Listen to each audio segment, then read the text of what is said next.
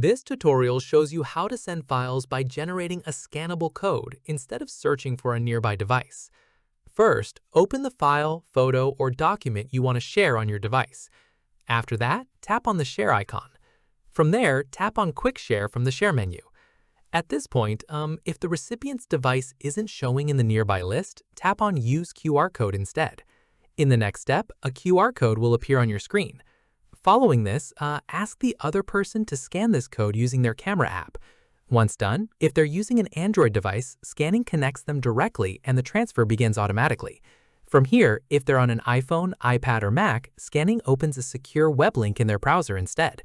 At this stage, keep in mind files shared this way are end-to-end encrypted and stay available to download for 24 hours.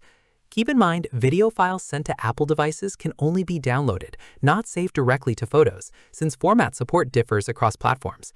Finally, wait for the transfer to complete on both ends to confirm the files were received successfully. And that's it. If this guide helped you transfer files using Quick Share QR code, give it a like, subscribe for more Android tutorials, and tap the bell icon for updates. See you in the next one.